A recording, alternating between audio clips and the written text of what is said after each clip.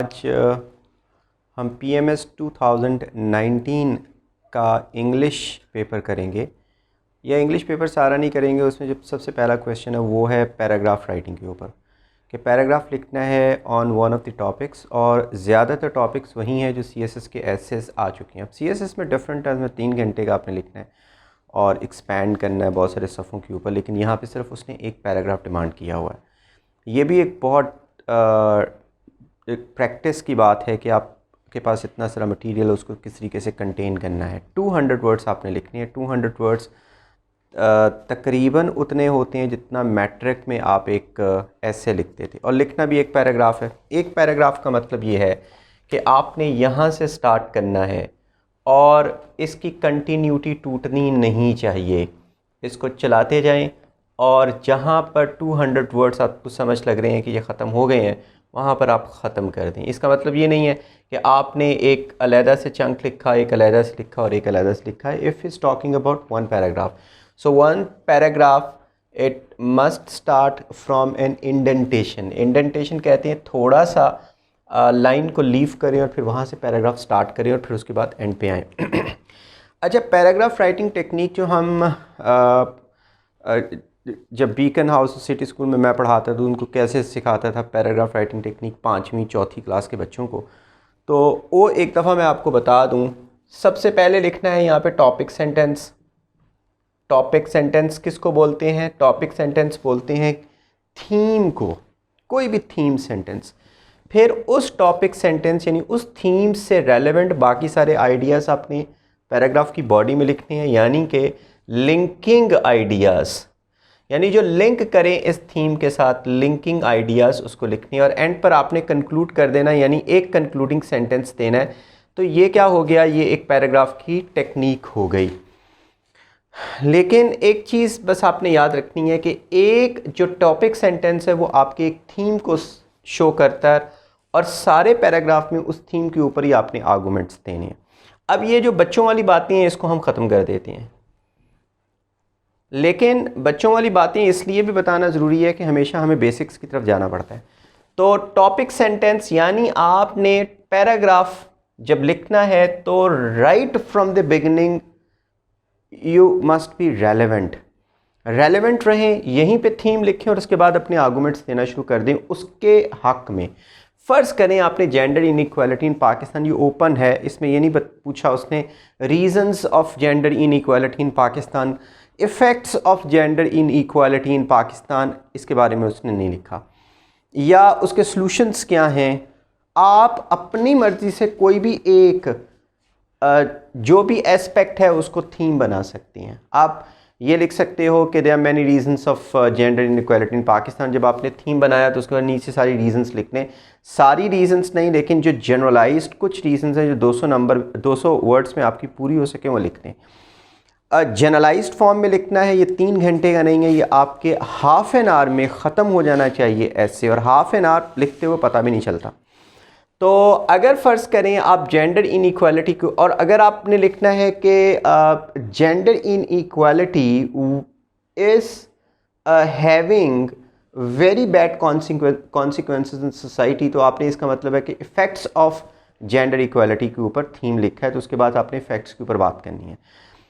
कहने का मकसद ये है कि एक थीम होना चाहिए और एक पैराग्राफ होना चाहिए। बहुत सारे थीम्स इसमें मिक्सड अप नहीं होने चाहिए। जैसे मैं फ़र्ज़ करूँ यहाँ पे लिखता हूँ, एक टॉपिक सेंटेंस लिखता हूँ कि gender inequality is a socially construct phenomenon based upon या rooted in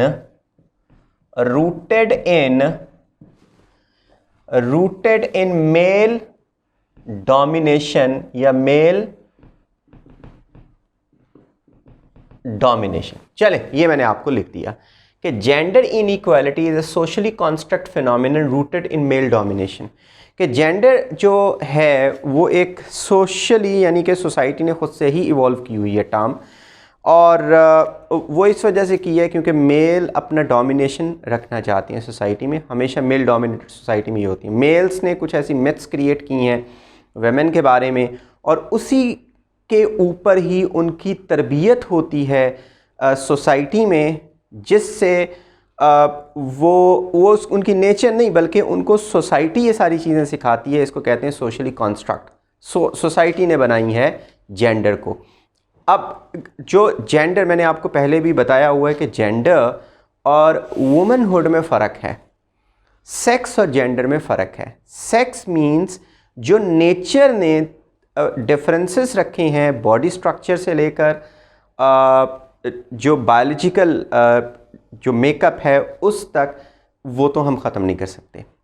इवन कुछ ऐसी ड्यूटीज़ जो कि सिर्फ जैसे कि रिप्रोडक्शन की जो ड्यूटी है वो नेचर ने ख़ातून को लगाई है, तो इसका मतलब है कि वो हम जो प्रोक्रिएशन और रिप्रोडक्शन उसको तो हम नहीं, लेकिन उसके साथ साथ जो सोसाइटी ने जनरेट की है, जो सोसाइटी ने एक स्टेटस दिया है या रोल्स एंड ड्यूटीज़ दी हैं, उसको हम ख़त्म कर सकते हैं। मसलन लड़कियां घरों में रहेंगी, लड़कियां वीक होती हैं, लड़कियों ने बैंगल्स पहनने हैं, ये उनकी स्लेवरी है, ये कुछ मिथ्स क्रिएट की हैं। अब ये जो मिथ्स हैं ये आगे बढ़ के और भी ज़्यादा इम्पॉर्टेंट हो जाती है जब हम जनरली इसकी बात करते हैं। जब आपने लिख दिया कि ये सोशली कॉन्स्ट्रक्ट फिनोमिनन है रूटेड इन मेल डोमिनेशन, तो आपने कुछ उनकी चीज़ें लिखने के बाद उसको कंक्लूड कर देना है। मसलन कि male dominated society has created some of the myths related to women. One of them is that they are emotionally weak, then they are physically weak, then this is only the duty of male to go out and earn the bread, so they are the breadwinners of the household. Then women are only the financial liability upon them. There is always a societal thinking about women that only shame is attached with women, that dishonor is brought by women or women's misdeeds outside. तो even जो भी होता है, फ़र्ज़ करें कि बहुत सारी एवल्स सोसाइटी में हो रही हैं मेल डोमिनेटेड सोसाइटी में, जैसे एसिड थ्रोइंग के वाक़यात हैं, जैसे ऑनर किलिंग है, जैसे कारोकारी, उसमें जो वुमेन है सबसे ज़्यादा उससे मुतासर होती हैं। वो इस वजह से है कि ये चीज़ जो कि लगाई हुई है कि ऑनर जो है, ये डिसऑनर जो है वो वुमेन के साथ ही अटैच है। तो ये बहुत सारी चीज़ें वुमेन इवल होती हैं, या वो they are the source of household fights and disputes. तो ये सारी की सारी चीज़ें ये सोसाइटी ने क्रिएट की हैं वुमेन के बारे में। Women will be confined in the kitchen. A male cannot go there. It's against the pride of male to pamper women in front of all the family members. I mean, all these are myths. I mean, societal myths which have been created by society, and you would write all these myths, and they are the basis of male gender inequality in Pakistan. Okay, फिर आप उसके बाद लिख सकते हो कि gender in, फ़र्ज़ करें आपने ये थीम नहीं बनाया, कोई और थीम बना दिया है। फ़र्ज़ करें आपने बताया है कि जेंडर इनइक्वालिटी से क्या क्या नुकसान हो सकते हैं सोसाइटी में पाकिस्तान की, तो फिर उन नुकसानात के बारे में आप बात करेंगे। तो इसका मतलब ये है कि जो पैराग्राफ है 200 का, उसको आपने डिफरेंटली लेना है। एक पैराग्राफ लिखना है, कोई एक थीम, और उसको ही आपने एलैबोरेट करना है।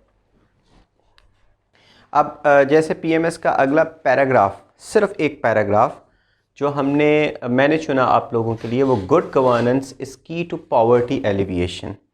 अब ज़ाहिर है गुड गवर्नेंस के ऊपर मैंने आपको काफ़ी लेक्चर्स दिए हुए हैं सीएसएस में, लेकिन वो बहुत लंबे थे क्योंकि वो आपने सीएसएस के एसएस में लिखने थे। इसमें सिर्फ एक पैराग्राफ लिखना है।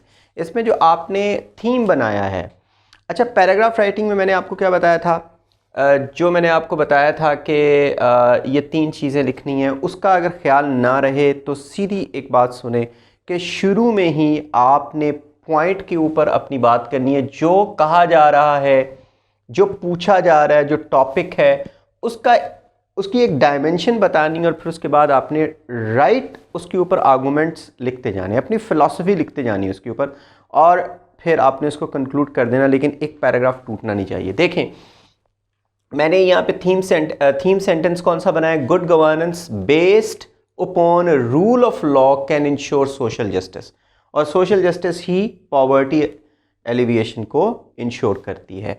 और उसमें क्या हो सकते हैं, जब गुड गवर्नेंस होगी तो स्ट्रॉन्ग इंस्टीट्यूशंस होंगे, जब स्ट्रॉन्ग इंस्टीट्यूशंस होंगे तो डिस्ट्रीब्यूशन ऑफ वेल्थ जो है वो प्रॉपर होगी, इक्वल होगी, और इक्वल डिस्ट्रीब्यूशन ऑफ वेल्थ के साथ रिच से जो टैक्स किया जाएगा रिच को, और उस टैक्स को सही तरीके से वो इंस्टीट्यूशंस, चाहे वो फाइनेंस मिनिस्ट्री है, चाहे वो FPR है, चाहे वो ज़कात कमेटीज़ हैं, कोई भी इंस्टीट्यूशन है, वो जस्टिस के साथ अंडर रूल ऑफ लॉ तकसीम करेगी पुअर में। और पुअर में तकसीम करने का मतलब क्या है, सोशल डेवलपमेंट के ऊपर लगाना, स्कूल्स बनाना, नई फैक्ट्रीज लगाना, एम्प्लॉयमेंट जनरेट करना, रोड्स बनाना, इंफ्रास्ट्रक्चर यानी कि बिल्ड करना। उस इंफ्रास्ट्रक्चर से डायरेक्ट बेनिफिट हो जाता है आपके गरीब आदमी को। तो ज़ाहिर है कि पावरफुल इंस्टीट्यूशंस होंगे तो वही रिच के ऊपर, रिच को टैक्स कर सकेंगे, अदरवाइज वीक इंस्टीट्यूशंस जो हैं उनकी बांदियाँ बन जाती हैं, उनसे डर जाती हैं। वो रूल और लॉ से नहीं डरते हैं बल्कि अमीरों से डर जाते हैं। They do not tax them, as in Pakistan it has happened that weak institutions can not tax the rich people, because the rich people make the governments mostly, or they come in the parliament, they make the law, so they do not want themselves to be taxed. So strong institutions tax the rich, then they ensure the equal distribution of the wealth, thus poverty is alleviated. Then access to better life for everyone. Once that is established, then it is ensured that access to better life for everyone, even the rich and the poor, both indiscriminately. Then discouraging culture of corruption. These powerful institutions which are based upon rule of law, that governance, that discourages the culture of corruption, और corruption ख़त्म होने से बहुत सारा पैसा बचता है। हमारे करप्शन की मद में ही इतना पैसा चला जाता है कि IMF की एक जो इंस्टॉलमेंट है, जो फ़र्ज़ करे एक हमने IMF के साथ कर्ज़ा लिया $6 बिलियन, उससे कई गुना ज़्यादा एक साल में करप्शन में हमारा ज़ाया हो जाता है। यानी कि हमारा जो पैसा है करप्शन में इस वक्त जो बाहर के बैरूनी मुल्कों में पड़ा हुआ है, अगर हम वो पाकिस्तान में ले आएँ और हम अपने सारे ना सिर्फ कर्ज़े पूरे कर सकते हैं जो कि $100 बिलियन से ऊपर इस वक्त हुए पड़े हैं, बल्कि उनको हम यहाँ पे सोशल डेवलपमेंट के ऊपर लगा सकते हैं। तो करप्शन अगर ख़त्म होती है और मेरिट को इंश्योर किया जाता है तो फिर क्या होगा, मेरिट के ऊपर जो जॉब्स क्रिएट होंगी या मेरिट के ऊपर जो सारे काम होंगे उससे मिडिल क्लास जो है वो जनरेट होती है। मिडिल क्लास का मतलब है रिच पैसा देते हैं और उससे आप पुअर के ऊपर लगाते हो और वो पुअर मिडिल क्लास में आ जाती हैं और रिच भी अपर मिडिल क्लास में चले जाते हैं। मिडिल क्लास आपकी पावर बन जाती है, आपकी इकोनॉमी की भी, आपके मुल्क की। Only good governance a weapon against poverty, and poverty is a weapon against terrorism and instability. Right, अब जो थर्ड आपका पैराग्राफ PMS 2019 में आया वो critical analysis of education system in Pakistan, और बिल्कुल ऐसे ही CSS में ये सारे का सारा आ चुका हुआ है। लेकिन बहरहाल हमने एक पैराग्राफ लिखना है तो उसमें ये एक आप स्टेटमेंट अगर आप देते हो शुरू में, थीम स्टेटमेंट कि Pakistan education system is week, तो ये भी ठीक है, बिल्कुल एक छोटा सी थीसिस स्टेटमेंट है या एक टॉपिक सेंटेंस है या एक आपने उसका थीम बता दी और उसके ऊपर फिर आपने अपनी फ़िलासफ़ी देते जानी है। क्योंकि ये कलोनियल है नेचर में, जो कलोनियल पावर्स ने सिस्टम छोड़ा था वही सिस्टम आज भी मौजूद है। और वो कौन सा है, ओनली क्लर्क्स बनते हैं यहाँ पर और ओबीडियंट सोल्स बनती है। ऐसी सोल्स नहीं बनती जिनकी अपनी क्रिटिकल मेंटालिटी हो या फिर ऑब्जेक्ट रियलिटी को वो देख सकें या फिर वो क्वेश्चन कर सकें और एनालिस्ट बन सकें, ऐसा नहीं है। एजुकेशन विदाउट कैरेक्टर बिल्डिंग है ये, यानी हमारे पाकिस्तान के अंदर जितने भी एजुकेशन सिस्टम्स हैं, ख़ासतौर पे एलीट क्लास सिस्टम, और फिर उसके बाद इवन हमारे जब आती है बात पब्लिक सेक्टर की, तो यहाँ पर सबसे ज़्यादा क्या देखा जाता है कि एजुकेशन सिस्टम से बाद में क्या मिलेगी, डिग्री मिलेगी, सर्टिफिकेट्स मिलेंगे। जब आप एजुकेशन दिलाते हैं अपने बच्चे को डिग्री के लिए या सर्टिफिकेट के लिए, तो इसका मतलब कैरेक्टर बिल्डिंग कहीं पीछे चली गई है। तो ये जब कैरेक्टर बिल्डिंग, जिसको तरबियत बोलते हैं, तालीम तरबियत के बगैर कुछ भी नहीं है।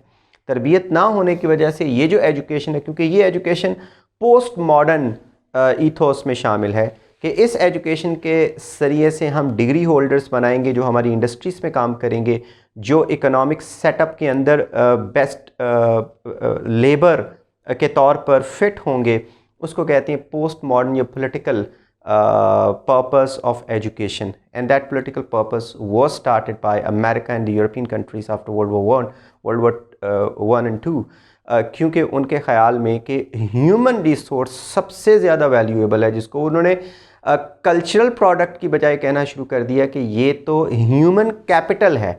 इंसान को उन्होंने कैपिटल बना दिया, एक कमोडिटी बना दी कि ये तो कमोडिटी है which sells in the market on the basis of that degree which he holds, and that man is no more a cultural product, the one who is a moral soul, whose intelligence has been trained on empathy, on social morality।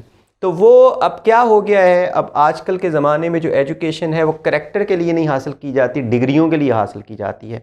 डिग्रियों के लिए हासिल करने का मतलब material pursuits, कि job हासिल करनी है, पैसा कमाना है बस, और फॉर डिग्रीज एंड जॉब्स। फिर पाकिस्तान एजुकेशन जो है, ये तो एक आपने उसको क्रिटिकल एनालिसिस कर लिया। अब आपने ये नहीं, ये छोटी छोटी बातें हैं, फ़ंड्स नहीं मिल रहे, चलो ठीक है फ़ंड्स नहीं मिल रहे, हमारे पाकिस्तान की गवर्नमेंट उसके ऊपर नहीं कर रही ध्यान, फिर हमारे टीचर्स की तरबियत नहीं होती है, वहाँ पे ट्रेनिंग नहीं होती। ये चीज़ें वो हैं जो FA वाला भी लिख रहा है, जो BA वाला भी लिख रहा है।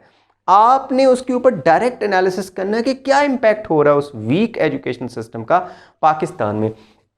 ये वो बातें हैं जो स्पेशल बनाएंगी। फिर उसके बाद आपने लिखना है कि पाकिस्तान एजुकेशन जो है वो हमारी सोसाइटी को डिवाइड करके रख रहा है, क्योंकि एक सिस्टम तो है नहीं है, 3 मेन सिस्टम्स चल रहे हैं हमारे पाकिस्तान में।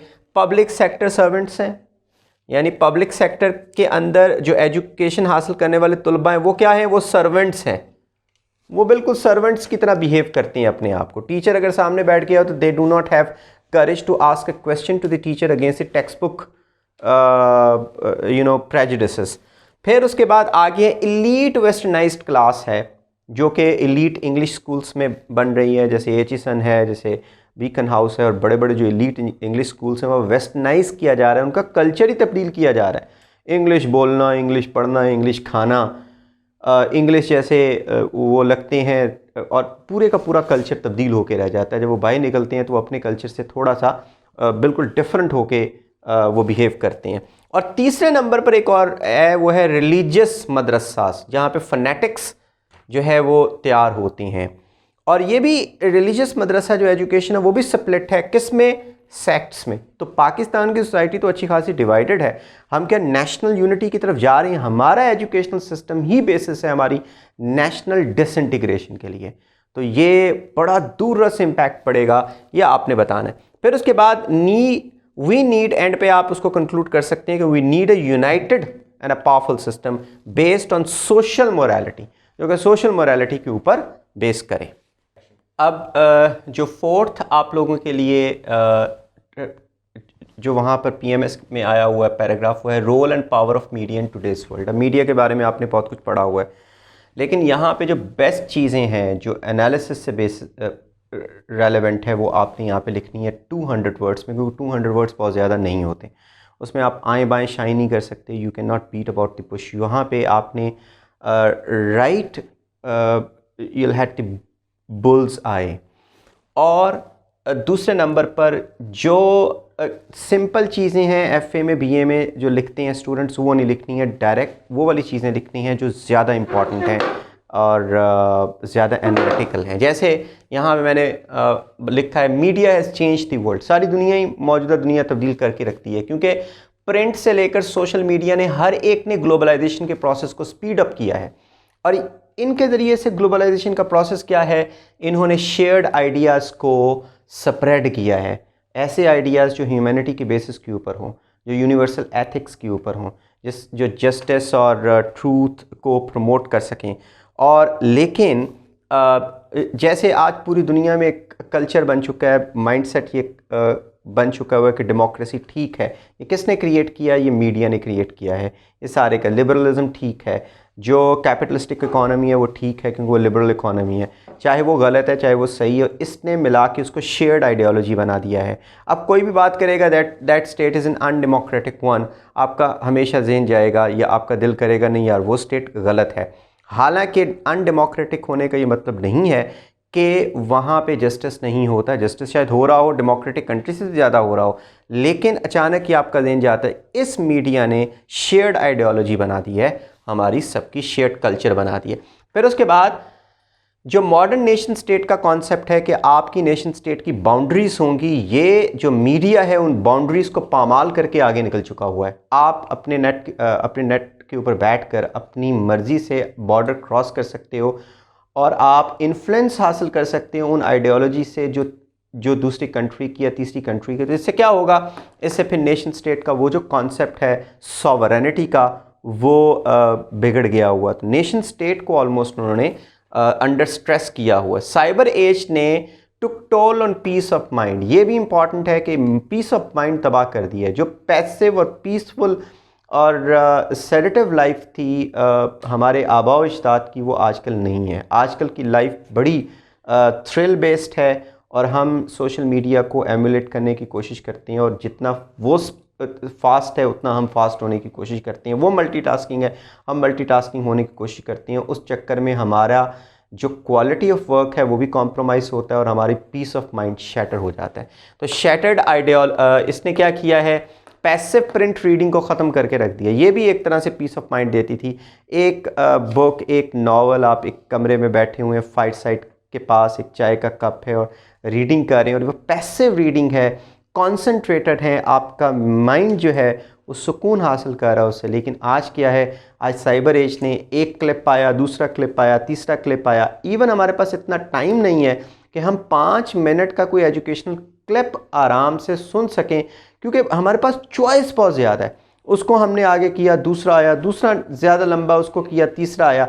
वो जो एक किताब पे कंसंट्रेट करना था और शुरू से लेकर एंड तक पढ़ना था वो ख़त्म हो चुका है। इससे पीस ऑफ माइंड का भी ख़राब हो चुके हैं हमारा। तो उसके बाद हम क्या कहते हैं? Shattered ideologies to the war of propaganda. ये सारी चीज़ें इसने साइबर एज ने क्या किया है? पैसिव प्रिंट रीडिंग ले ली, हमारी शैटर्ड आइडियोलॉजीज़ कर दी वॉर ऑफ प्रोपेगेंडा के ज़रिए से। क्योंकि शैटर्ड आइडियोलॉजीज़ क्या, मुझे अभी भी याद है कि 9/11 के बाद CNN लगाओ, BBC लगाओ, अपना मीडिया लगाओ, इंडिया का लगाओ, किसी का लगाओ, टेररिज्म, इस्लामिक टेररिस्ट्स, इस्लामिस्ट्स, मुस्लिम टेररिस्ट्स, और ऐसे लगता था कि जो मीडिया क्रिएट कर रहा है वो ठीक है, मैं टेररिस्ट हूँ क्योंकि मैं मुस्लिम हूँ। और मेरे बारे में इतना ज़्यादा डेमोनाइज़ किया गया कि मैं ख़ुद भी अपने बारे में और अपनी आइडियोलॉजी के बारे में शक में पड़ गए और बहुत सारे लोग शक में पड़ गए कि क्या जिस इस्लाम को या कुरान मजीद के अंदर जो जिहाद के ऊपर आयात है वो ठीक भी है कि नहीं ठीक है। और जब ये क्वेश्चन उठना शुरू हो जाता है तो फिर इसका मतलब क्या है? आपकी आइडियोलॉजी शैटर हो जाती है, आप साइकोलॉजिकली बहुत कंफ्यूज हो जाती हो और उस कंफ्यूजन में आप नो मैंस लैंड के ऊपर उतरते हो। तो इसको कहते हैं कि इसने हमारी आइडियोलॉजीज़ को शैटर करके ले। फिर ये ट्रू हिडन पावर है दुनिया की, क्योंकि जो भी इसको होल्ड करता है वो ही इन आइडियोलॉजीज़ को क्रिएट करता है। तो the one who holds it influences the collective discourse and mentality, यानी वो कलेक्टिव एक मेंटालिटी बना देता पूरी दुनिया की, ये ठीक है वो गलत है, और जो है उसी की हम बात मानते हैं क्योंकि ये hidden power of the world है जो माइंड को हमारे कंट्रोल करता है।